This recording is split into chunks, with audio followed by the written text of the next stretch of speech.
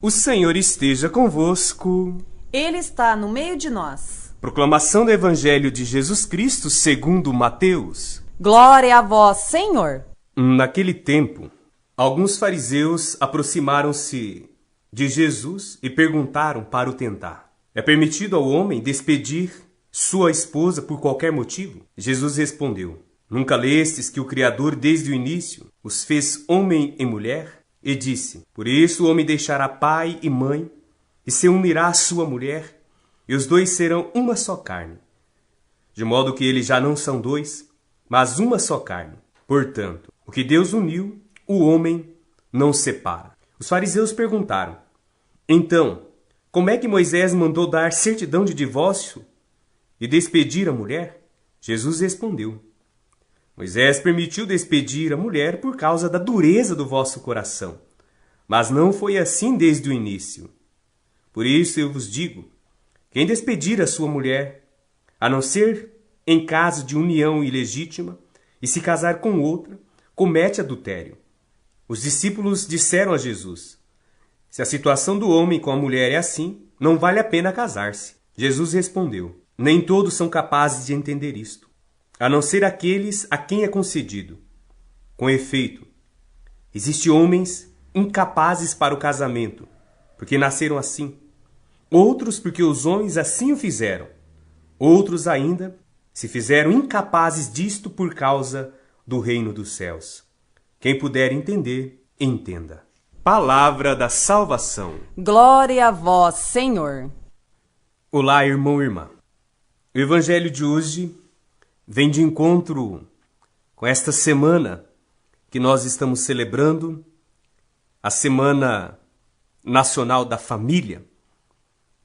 As nossas paróquias, particularmente da nossa diocese, se preocuparam em celebrar de uma forma ou de outra esta semana, lembrando sempre as famílias de cada comunidade, de cada igreja particular.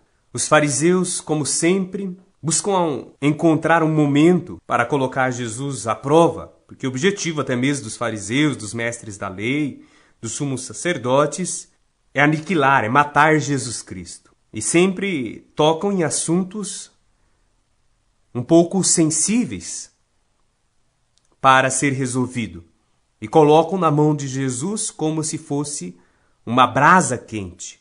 E Jesus deve sutilmente sempre achar uma saída para não antecipar a sua morte, como de fato assim aconteceu. Morre na cruz por ser justo, por trazer sempre respostas e apresentar propostas que são propostas de vida. E a proposta de hoje de Jesus, diante do questionamento dos fariseus, é em relação ao casamento. É permitido ao homem despedir sua esposa por qualquer motivo? E Jesus, sempre embasado na Sagrada Escritura, traz a resposta: o homem deixará pai e mãe e se unirá à sua mulher, e os dois serão uma só carne.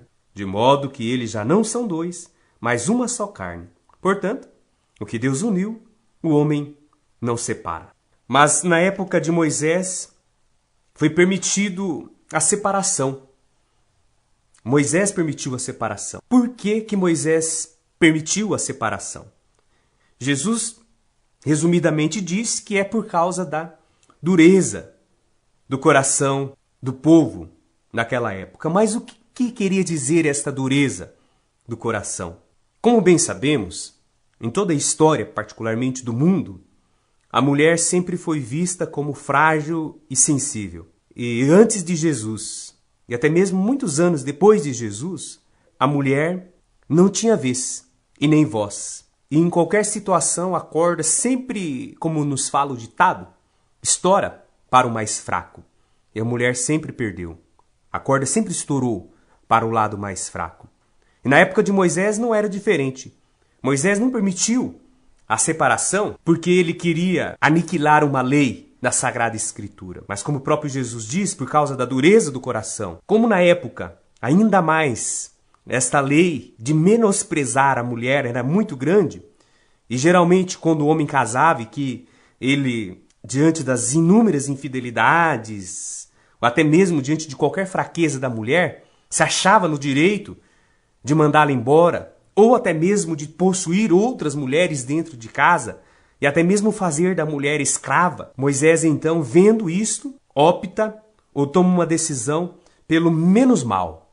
É melhor que deixe a mulher ir embora do que, diante desta dureza do coração, tirar a vida da mulher, escravizar a mulher, manipular os direitos da mulher. E Jesus traz, então, esta resposta, relembrando o contexto histórico onde Moisés se encontrava naquele momento. Então Moisés, muito mais preocupado estava com o humano, a vida, do que com a lei. Até mesmo porque o próprio Jesus diz que a lei foi feita para o homem, não o homem para a lei. Nesse momento em que trabalha a questão da igualdade do homem e da mulher, resgata então o casamento, colocando o casamento num degrau acima da época de Moisés ou até mesmo do Antigo Testamento. Ele coloca um casamento como sacramento, sacramento do amor, uma união aonde homem algum tem direito de separar aquilo que Deus uniu. O amor é o ápice da vida sacramental, particularmente matrimonial. Um assume o outro com um compromisso, não de se fazer feliz, mas de fazer o outro feliz e de haver uma complementação mútua, recíproca do amor. Em qualquer vida matrimonial, onde o amor predomina, situação alguma consegue afligir, tirar o direito, ou até mesmo ferir o coração, porque o amor ele está acima de tudo.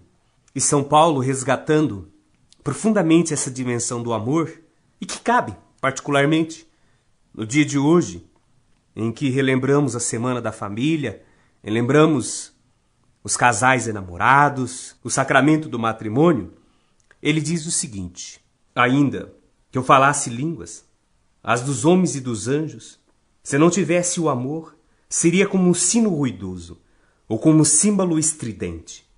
Ainda que eu tivesse o dom da profecia, o conhecimento de todos os mistérios e de toda a ciência, ainda que eu tivesse toda a fé, a ponto de transportar montanhas, se não tivesse o amor, eu não seria nada.